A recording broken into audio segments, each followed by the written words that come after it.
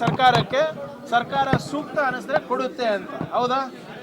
ಈಗ ಅಲ್ಲಿನ ವಾತಾವರಣ ನೋಡ್ಕೊಂಡು ಮೊನ್ನೆ ಈಗ 1 ತಿಂಗಳ ಹಿಂದೆ ಆಗಬೇಕಾಗಿತ್ತು. ಇದು 1 ತಿಂಗಳು ವಾತಾವರಣ ಸರಿ ಇಲ್ಲ ಅಂತ ಹೇಳಿದ್ಮೇಲೆ ಪೀಸ್ ಕಮಿಟಿಂಗ್ ಮೀಟಿಂಗಲ್ಲೂ ಕೂಡ BJP ಅವರು ಗದ್ದಲ ಮಾಡಾದ್ಮೇಲೆ ಮತ್ತೆ ಹೈಕೋರ್ಟ್ ಅವರು ಇಲ್ಲ ಇನ್ನೊಮ್ಮೆ ಪ್ರಯತ್ನ ಮಾಡಿ ಅಂತ ಹೇಳಿದ್ಮೇಲೆ ಒಂದು ಸಂಧಾನ ಮಾಡ್ಕೊಂಡು ಈಗ ನಾವು ಅನುಮತಿಯನ್ನು ಕೊಟ್ಟಿದ್ದಾರೆ. ಯಾರ ಅನುಮತಿ ಕೊಟ್ಟಿರೋದು? ಸರ್ಕಾರ ಷರತ್ತುಬದ್ಧ ಹಾಕಿ.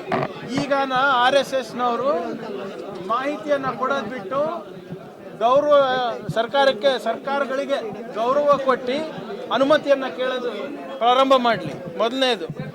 ಆಮೇಲೆ ಭಾಳ ಸ್ಪಷ್ಟವಾಗಿ ಚಿತ್ತಾಪುರ ವಲಯದವ್ರು ಮಾತ್ರ ಇರಬೇಕು, ಹೊರಗಡೆನವ್ರು ಇರಬಾರ್ದು. ಅಲ್ಲಿ ಏನಾದರೂ ಅಹಿತಕರವಾದಂಥ ಘಟನೆಗಳಾದರೆ ಅವರೇ ಕಾರಣ ಅಂತ ಭಾಳ ಸ್ಪಷ್ಟವಾಗಿ ಅಲ್ಲಿ ಕೊಟ್ಟಿದ್ದಾರೆ.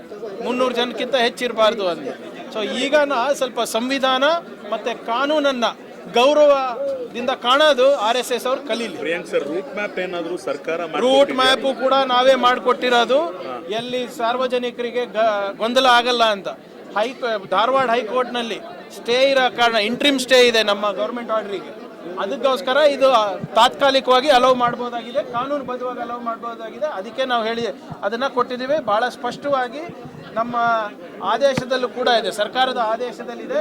ಇದು ಬರೀ 1 ಟೈಮ್ ಪರ್ಮಿಷನ್. ಇದು ನಾಳೆ ಅದು ಸ್ಟೇ ವೇಕೇಟ್ ಆದರೆ ಇದಕ್ಕೂ ಅವಕಾಶ ಇರೋದಿಲ್ಲ.